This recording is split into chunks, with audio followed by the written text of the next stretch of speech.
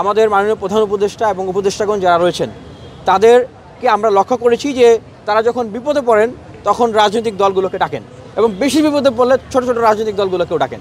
এছাড়া কিন্তু সার্বজনীনভাবে সকলের কথাকে মূল্যায়ন করা, সকলকে ধারণ করা, সকলকে সাথে নিয়ে আসলে রাষ্ট্র পুনর্গঠন করা, এই ধরনের অ্যাটিটিউডই কিন্তু আমরা খুবই কম দেখেছি। জাতীয় নির্বাচনের আগে একটা গণভোট হওয়া দরকার, কারণ এই আইনি ভিত্তিটা যদি না থাকে তাহলে পরবর্তীতে সবচেয়ে বেশি বিপদের মুখোমুখি হবেন এই উপদেষ্টা মণ্ডলীরা। কারণ তারা কোন প্রক্রিয়ায় সরকারে আসছেন, ফাংশন করেছেন এতদিন, এবং এর পাশাপাশি বিপদের মুখোমুখি হবো আমরা। এই যে রাজনৈতিক দলগুলোর মত ভিন্নতা, এই মত ভিন্নতার কারণে দেশের মানুষকে তো এখন আর অরাজনৈতিক অথবা রাজনৈতিক সচেতনতাহীন চিন্তা করলে হবে না। তারা যথেষ্ট রাজনৈতিক সচেতন, একটা অভ্যুত্থানে তারা রাজপথে থেকে নেতৃত্ব দিয়েছে।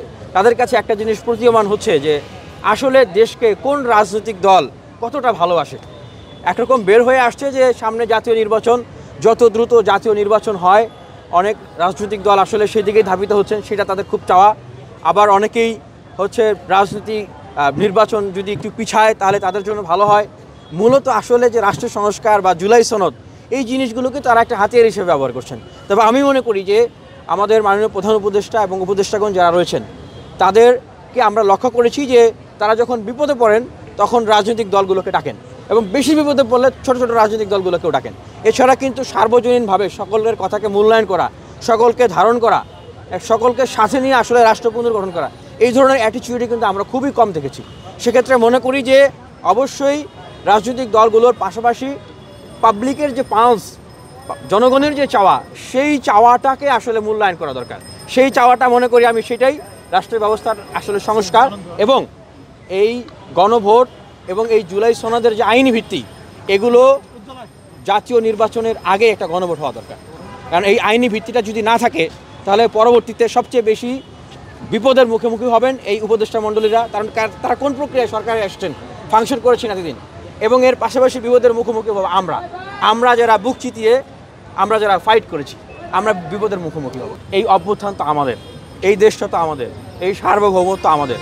সেক্ষেত্রে আমরা আসবো, একসাথে কাজ করব এবং দেশের যে বর্তমান যে রাজনৈতিক স্টেবিলিটি, সেইটাকে সুদৃঢ় করা। সামনে নির্বাচন এবং পতিত সরকার তারা রয়েছে, পাশের দেশে থেকেই ষড়যন্ত্র করছে।